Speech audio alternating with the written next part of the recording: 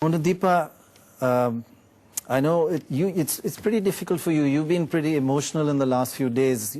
It's a bit of a vacuum for you too. You've reported on it for 21 years. Well, 21 years, but really very seriously after I joined NDTV, Pranay, and that was 16 years ago. I remember, everybody was in awe of this man, including the media. In fact, I will confess that perhaps we were all a little scared. But you know how fools rush in where angels fear to tread? So one fine day, decided Jyoti Basu, I would have to catch him, went to Writers' Building, waited for him to come out as he was leaving home for lunch, and then stopped him in the corridor of Writers' Buildings and asked him a question. And to everyone's surprise, he stopped and answered. And that is what really broke the ice with the electronic media, I dare say. And he went on to call us rather fondly Dandawalas with all our mics. That was 95, Pranay. 96 was election year, a very exciting election. And I put in a request with his office to, spend 24 hours on the campaign trail with Mr. Basu. And again, surprise, a very private man, Mr. Basu, he agreed. And so I was off in a train with Mr. Basu to Durgapur. I remember sitting with him in the first-class coach and talking. I didn't talk so much as he did, telling me why he was confident that the left would come back to power.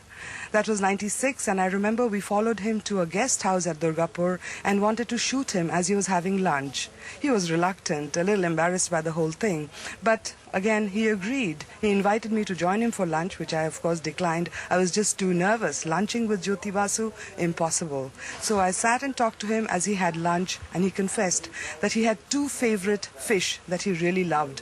One was chitol and one was pabda. I also remember I asked him what he read, and of course he mentioned P.J. Woodhouse, which Mr. Ram did, and he also mentioned Agatha Christie, again two of my favorites. The year 2000, 6th of November, early morning, I got an inkling that he might actually be stepping down that day.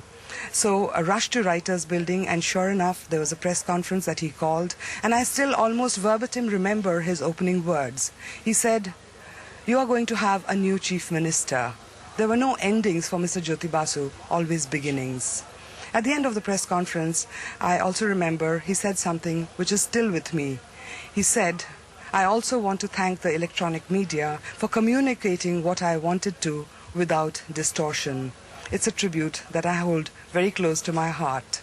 But perhaps the most interesting encounter was in the year 2001. Jyoti Basu was no longer Chief Minister. He had passed the responsibility to Buddhadev Bhattacharya. Election, West Bengal Assembly, very tense election. I spoke to Mr. Jyoti Basu after the polling and said, "Mr. Basu, this time round, please come to my office and give us an interview live. Pranay Roy wants to interview you live." We actually Mr. got Jyoti shots of Basu him said, in the office with you. Yes. Carry on. Sorry. That's right. And you know what he said, Pranay? He said, "If we win, I will come."